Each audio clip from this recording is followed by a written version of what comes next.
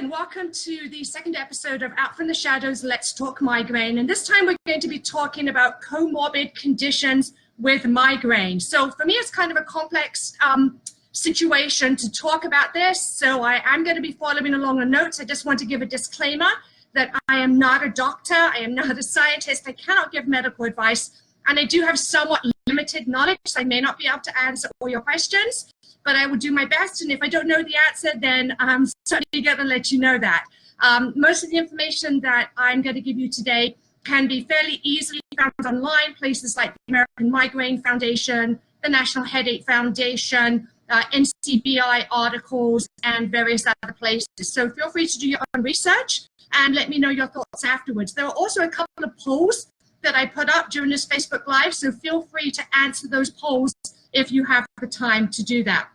So a comorbid condition is an illness that occurs at a greater than coincidental rate than what is seen in the general population. So I took that quote off the American Migraine Foundation site.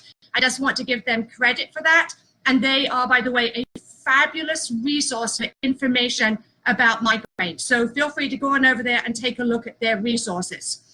It suggests that at some level, two or more conditions are actually interrelated. Now, that doesn't necessarily mean that they are causal. It could just mean that there is a genetic component, and that is something that researchers and scientists are still trying to figure out. Understanding the association of migraine and comorbid conditions is really, really important for us and for the healthcare professionals who work with us in our healthcare. Part of the reason for that is because the more comorbid conditions you have, the more complex it becomes to treat migraine. On the positive side, sometimes when you treat one comorbid condition, another one also improves. So you may treat migraine and you may discover that another condition improves, or you may treat the other one and discover that your migraine improves. On the negative side, sometimes when you treat one condition, it actually makes the other worse. And so that becomes really challenging. And it's really important that your healthcare professional has a full picture of what is going on in your life. There are so many things in our lives that are out of control. And I'm going to be saying that a lot in the upcoming sessions. But actually taking charge of our healthcare, making sure that we inform our doctors and other healthcare professionals of what is going on with us, and even researching the conditions that we have is so important. It is empowering to have that in our lives when there is so much that we really can't do very much about. So just for convenience, I'm going to split comorbid conditions with migraine up into two categories. First category is going to be psychological conditions, and the other is going to be non-psychological. There's no particular reason for me doing it that way, other than it just makes it easier for me, and hopefully it will make more sense to you as well. So there are a lot of conditions. I'm not going to be covering all of them. I don't probably even know all of them, but I am going to be covering a lot. So the first one is depression. Depression is 2.5 times more likely to happen in people who have migraine, and it is bidirectional. So that means if you have depression, you're more likely to have migraine. If you have migraine, you're more likely to deal with depression. Not surprisingly, if you have chronic pain, or especially chronic migraine, the chances of you being depressed is actually fairly high. Approximately 3 out of 10 people with migraine actually deal with depression of some way or other. It's really important to identify and treat, because depression is a significant predictor in a chronification of migraine. Now, that's a couple of really big words, so I'm just going to make it real easy. There are different types of migraine. There's episodic and chronic. Episodic is divided into two as well, with low frequency and high frequency. I believe the break for that is around 8 to 14 is high frequency days per month. Less than 8 is low frequency. And chronic means that you are dealing with a migraine or other headache 15 or more days per month. So when we talk about chronification, we're talking about migraine disease progressing from episodic to chronic.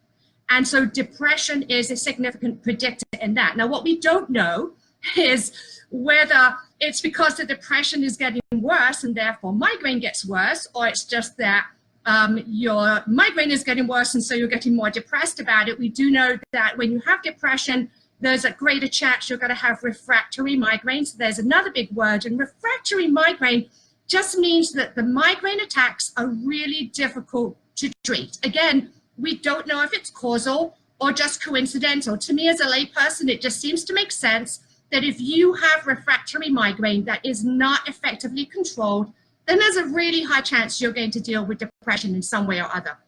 The second one is anxiety. Again, 2.5 times more likely to have anxiety if you have migraine. And again, it is bidirectional, especially with chronic migraine. Again, no big surprise there. Over 50% of people with migraine, 50% of people with migraine will meet some kind of criteria for an anxiety disorder, such as generalized anxiety disorder, OCD, panic disorder, and I'm sure there are other ones as well. I know for myself and for many of you that some of that anxiety particularly manifests itself when we are anticipating something that we're not really looking forward to. So for example, the anticipation of trying a new medication can be extremely anxiety causing. The anticipation of going to see a doctor because so many of us have had negative experiences. Again, a lot of anxiety. Anticipation of starting a new job, or just trying to manage accommodations in job, or even social events, or even just if your family is coming to visit. The anticipation of these events can really trigger anxiety because we don't know if we're going to be well, and we don't know if we're going to be exposed to a trigger. And so that's very, very hard for us to deal with. PTSD, interestingly enough, it is approximately 2 times more common in people who have migraine. And again, even more so with chronic migraine, not something that is surprising.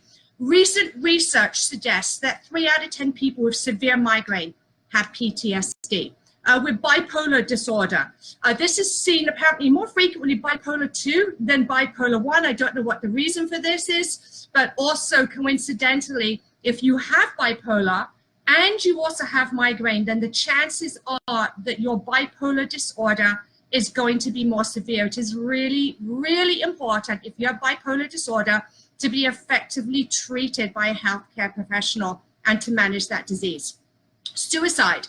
The rates of suicide and suicide ideation with people who have migraine are really shocking. It's kind of like the big silent elephant in the room that nobody talks about, but so many of us know. We may not actually be suicidal, and I know that this is a tough question, so I hope that I'm not going to be shocking anyone here, but a lot of us actually have thoughts that are basically suicidal ideation in terms of we don't want to go on living.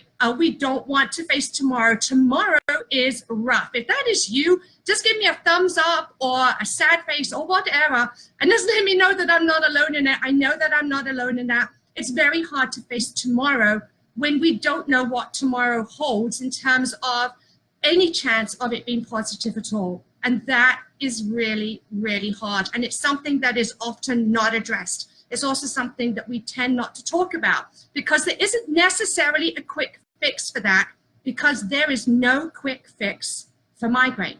There's no quick fix for migraine. There are strategies to help us with that. By the way, if you are suicidal, please call a suicide hotline. Call someone you know and trust. Don't sit there by yourself. The migraine community is fabulous, but there are also a lot of professionals really trained to help you deal with this. So please don't ever feel that your life is not worth living, because it is. And there actually really is hope, even when we feel that there is not. Moving on to the last psychological one, we're going to talk about sleep disorders. So especially insomnia and poor sleep are a trigger for chronic migraine and a symptom of chronic migraine. Again, nothing surprising there. A lot of us wake up with migraine in the middle of the night, and that's really hard to deal with. A lot of us get very anxious before we go to sleep because we're afraid we're going to wake up with migraine. Sleep hygiene is really, really essential. Cognitive behavioral therapy can be really helpful.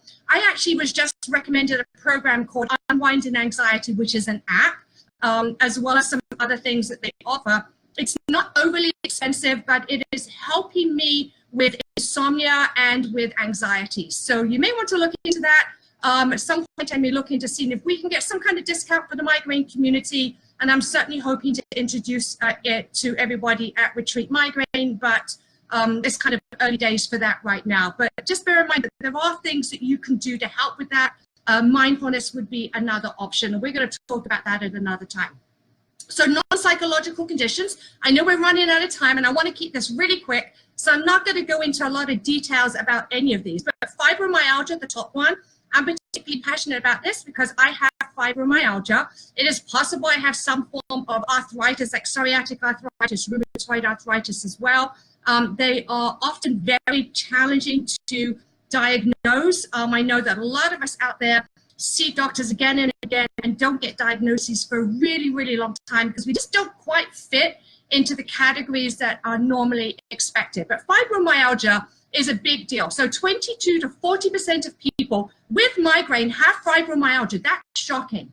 It's really sad that for the longest time, nobody really recognized what fibromyalgia was. Looking back, my guess is that I had symptoms of it going all the way back, certainly into my teenage years, but it was not officially diagnosed until the last few years. And that is really shame, and it's a story that I hear in other people's lives as well. It's not just a little bit of fatigue, it's not just a little bit of ache. It can actually be completely crippling when you have a flare-up. So I've had a really bad flare-up this past month. I actually moved the date for this Facebook Live because of it. I had a flare-up with both fibro and migraine at the same time. That was a tremendous amount of fun. And I know that some of you can relate to, how you feel when that happens. With IBS, that is also a comorbid condition, as well as some other GI conditions, such as celiac disease, interestingly enough. I'm going to quickly name the other ones, and then hopefully we're going to get on to time for questions. So if you have questions, you can start putting them now. And just to let you know that we do save these videos so you can watch them in the future. And I also actually edit them and then put them up on YouTube so you can easily share them and watch them at any time. So the other conditions that we know about are arthritis, so that's psoriatic arthritis and rheumatoid arthritis.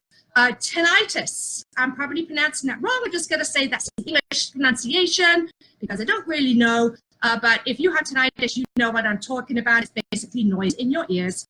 Ehlers-Danlos syndrome, asthma, which is really interesting, is a comorbid condition. Epilepsy. A lot of us know that cardiovascular and cerebrovascular diseases are comorbid, including things like hypertension and stroke. Then there is restless leg syndrome, which is also another condition that's a lot of fun and people don't talk about because we really don't know much about it. And finally, the one that a lot of us are really concerned about are brain lesions. So these are the white patches on your brain that show up with certain scans. And right now we're being told that they don't really mean anything in terms of they don't seem to be a danger or warning sign. They're not serious. My guess is that as years go on and research continues, we'll be able to find more out about that. So if you have been told that you have brain lesions on your brain or white patches on your brain, then that is what it is. It's just comorbid with migraine, and hopefully one day we'll have more information about that. So here's some questions for you. If you don't have any from me, which you probably do, what comorbid conditions do you have in addition to migraine? Which are the hardest for you to deal with? Are you ever free from pain from one condition or another? Are you ever free from pain? What is it like when you are, if you are? And do you find that your conditions take turns in flaring up? As in you get one, it dies down, then you get another, or do they all tend to flare up together, or is it kind of random? So there's some questions for you. We have about 10 minutes to answer your questions, and I'm going to scroll on down. I see a lot of people. Hi, Debbie. Hi, Tiffany. Hi, Sandy, Bonnie. Hi, Karen. Nice to see you. Hi, Anna. So many people here are just saying the conditions they have, and it's really sad. PTSD, depression, anxiety, some of the medications we take make some of these conditions worse. So I know that, especially with the new medications that are just on the market, we don't know all the side effects from them right now. We just don't know. In fact, nobody knows all the side effects. And it does seem that some of them may be making some of the comorbid conditions worse. That's another reason it's really important to talk to your doctor about everything that is going on in your body so that they can help manage it and also determine which of the medications they want to give to you. So I see here vertical IBS, fibromyalgia, and someone here who just has a huge list of disorders. Someone's asking, are autoimmune disorders comorbid? So some of them are, like fibromyalgia is considered an autoimmune disorder, I believe, and then also psoriatic arthritis and rheumatoid arthritis, they're comorbid. I'm not sure about all the autoimmune diseases, just because if you go onto the autoimmune disease websites, there are so many of them, but a lot of them definitely are comorbid with migraine. I think we talked about last time that that pain syndromes are kind of like one big happy family. You get one, you seem to get another, and then they just welcome everybody else in. And a lot of autoimmune diseases are actually chronic pain diseases. So restless legs, someone spoke about here, visual disturbances, tremors, Hashimoto's, yes, actually thyroid disorders. I didn't mention that. So thyroid disorders do appear to be comorbid, and some thyroid disorders are also autoimmune. So so that's really challenging. So I'm trying to scroll on down, and I had a lot of problems with my computer today, unfortunately. It actually crashed 4 times when I was trying to get ready for this. So I'm just kind of hoping it doesn't crash in the middle of this. But it's not scrolling properly, so I apologize for that. So I see Laura's asking, are there any tips on when treatment for a comorbid condition negatively affects migraine? Endometriosis is treated with birth control, but birth control can worsen migraine. So that's just an example. Yes, that's a great question.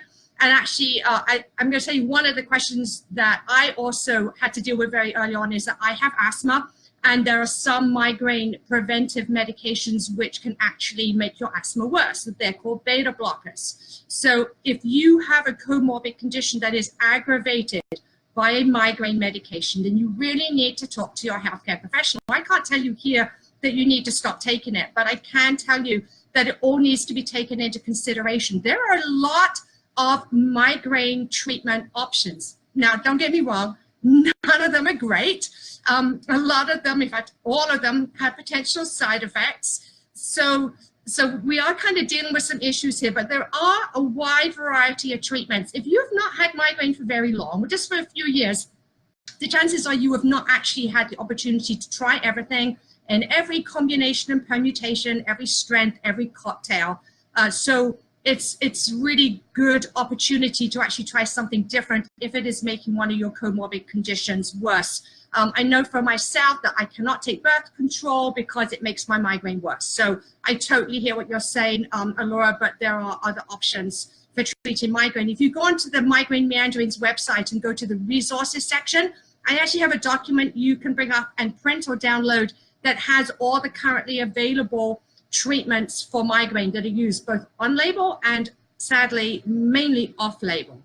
So you can take a look through that and just see if there are any that you haven't already tried. But definitely you need to take care of those comorbid conditions. I see someone is texting from urgent care. I'm so sorry you're in urgent care. I'm glad you're not in the emergency room, which is a total nightmare for people with migraine.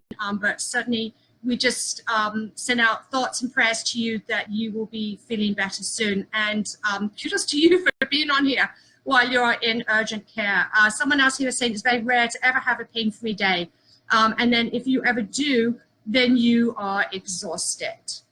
That is so true. I know that when I have a pain-free day, or what I would call a low pain day, I tend to really overdo things because I'm trying to catch up. So for example, my past month has been really bad. And I've had maybe 2 or 3 days when I have kind of emerged from the fog of medication and pain, and in those 2 to 3 days I've definitely done too much, and that's really hard, and it can often, of course, trigger another migraine because we're so tired. Someone here is asking about SI joint pain. Is it part of migraine? As far as I know, specifically directly it's not, but I know that SI joint pain can sometimes be related to arthritis. Interestingly, I was just diagnosed with that. So I can't really tell you more than that, but certainly that's an interesting question. So let me see if there's anything else here. I think that's probably just about it for now because we're going to run out of time, and I'm trying to keep this to around 20 minutes. So I'm going to bring it to a close. I know that there are some questions and comments that I have not had a chance to get to, a lot of comments, and I will do my best to get to them after this, and just to kind of answer your thoughts and let you know that I'm here as well in the Migraine Meanderings group. Thank you so much for being a part of this community. I really appreciate it. I know that a lot of you really appreciate the support and the connection that you get from this group and from other groups and pages like this. It really is life transforming in terms of it helps us manage migraine disease and the other conditions that go along with it, even if it is just letting us know that we're not alone, that there are other people who feel like we feel. Migraine is a complex and an incapacitating disease, and it's made even more so when we have comorbid conditions, and that is definitely a challenge. But I just want to let you know, you are not forgotten. There is so much new research going on. There are some really, really dedicated doctors and patient advocates who are working tirelessly, not only in America, but around the globe, to help improve the situation for people with migraine and to help bring about a better future, hopefully. So just hold on to hope. There is a lot of new stuff in the pipeline. I never remember my entire life ever seeing so many options coming down the clinical pipeline. We have at least 3 to 5 new medications that are expected to be FDA approved in the next 12 to 18 months, some of them by the end of this year. And that is super exciting. And then a whole load more that are still being researched. So you are not forgotten. Try to be kind to yourself the rest of this weekend. Get the rest that you need. Have some healthy boundaries. Don't be afraid to say no. And please don't feel guilty for taking the rest and the time that you need to take care of yourself. So have a great day, and we will see you next time.